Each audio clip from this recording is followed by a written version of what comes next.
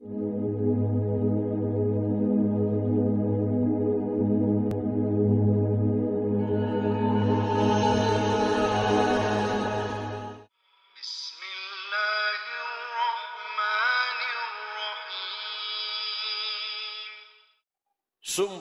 percintaan kita kepada agama Allah Azza wa Jalla, Islam adalah kalbu.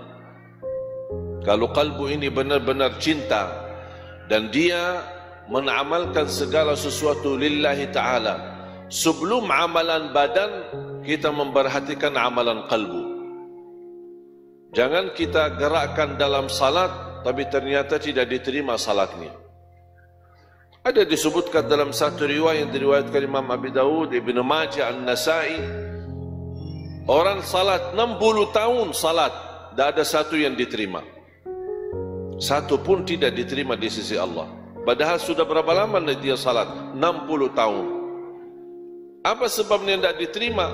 Karena dia menghadapi Allah ketika dia lagi salat hanya gerakan badan. Dia tidak mengerti apa-apa daripada salat. Bacaannya tidak benar, dia tidak faham apa yang sunnah yang kita lakukan di dalam salatnya, belum lagi khusyuknya, belum lagi apa ikhlasnya. Makanya ada satu orang atau dua orang salat di saf pertama, sama-sama rukuk, sama-sama sujud, sama-sama baca, bahkan sama-sama hafal, tapi satu diterima, satu tidak diterima. Kok bisa jadi beda? Karena satu menghadapi Allah dengan hatinya, tergerak dia ke masjid, tergerak dia bisa datang salat karena dia cinta kepada Allah. Bukan sebatas dia mendapatkan perintah, dia laksanakan perintah, hanya tunaikan kewajiban, atau bahasa lain, lepaskan diri daripada kewajiban. Banyak orang beribadah, Allah perintahkan, saya mau beribadah, tapi tidak ada rasa cinta. Mengapa saya beribadah? Apakah karena saya cinta atau hanya sebatas mau lepas tanggungjawab supaya nanti di hari kiamat Allah tidak tanya saya kenapa? Jadi takut ditanya, makanya mau lepaskan tanggungjawab, makanya melaksanakan ibadah. Beda jauh dan tidak sama di sisi Allah. Orang yang beribadah terdorong dia ibadahnya karena dia cinta kepada Allah. Dia mau dekat sama Allah, dia senang, dia bahagia. Dia merasa nikmat kalau sama Allah Azza wa Jal. Yasta'nis billah. Dia merasa bahagia, bisa merasakan nikmatan yang luar biasa kalau dia lagi bersama Allah Subhanahu wa ta'ala. Melalui zikirnya, melalui salatnya, melalui tahajudnya, melalui baca Al-Qurannya. Beda. Amman huwa qanitun ana al-layli sajidan wa qa'iman yahdharu al-akhirah ويرجو رحمة ربه قل هل يستوي الذين يعلمون والذين لا يعلمون إنما يتذكر أولو الألباب. Allah Subhanahu wa ta'ala memberikan gambaran bagaimana orang-orang yang berdiri di tengah malam, salat tahajud dengan rasa khusyuk, dengan rasa takut, dia mengharapkan rahmat Allah dan takut dari azab Allah dan berkeinginan selamat di akhirat. Apakah orang yang tahu makna ini sama orang yang tidak tahu? Kata Allah, tidak mungkin bisa sama. Yang mengerti makna dan hakikat daripada ibadah sama orang hanya melaksanakan ibadah, hanya ingin tunaikan kewajiban saja. Kalau istilah hutang, bayar lunas. Ibadah bayar lunas, sudah tidak ada hutang lagi. Tapi bagaimana posisi kita di sisi Allah?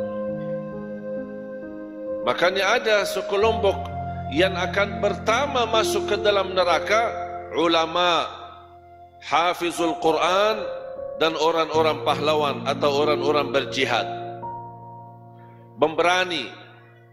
Ditanya hari kiamat, bagaimana kalian dalam kehidupan di dunia? Aku berilmu, belajar ilmu, menyebarkan dakwah demi Allah Subhanahu wa ta'ala, lillahi ta'ala.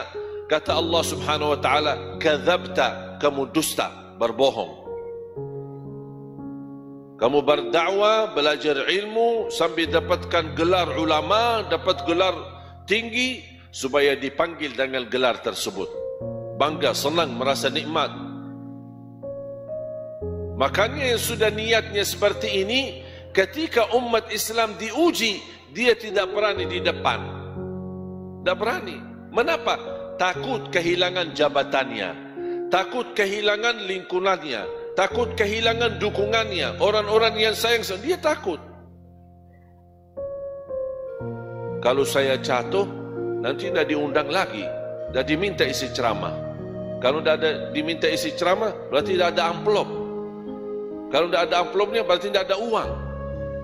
Dia sudah menggantungkan diri dengan lingkungan dan jamaahnya. Berarti dia bukan lillahi ta'ala. Dan itulah yang pertama akan masuk neraka, padahal dia ulama. Orang fikir orang mau berilmu gampang, mau senang-senang belajar. Tapi hati-hati, luruskan niatnya. Niat perlu dijaga di awal amal, dan di pertengahan amal, dan di ujung amal, di akhir amal. Niatnya bukan hanya dari awal, nawaitu lillahi ta'ala, tapi pertengahannya mulai bengkok kanan kiri, tak jelas ke mana arahannya. Karena lupa menjaga niat yang sudah diawali dengan baik. Bahkan penutupannya, akhiri amalan kita dengan niat yang kita lakukan ini betul-betul murni karena Allah Subhanahu wa taala. Hafizul Quran, penghafal Al-Quran, ditanya oleh Allah Subhanahu wa taala hari kiamat, bagaimana? Saya Allah hafal Quran untukmu karena Allah Subhanahu wa taala.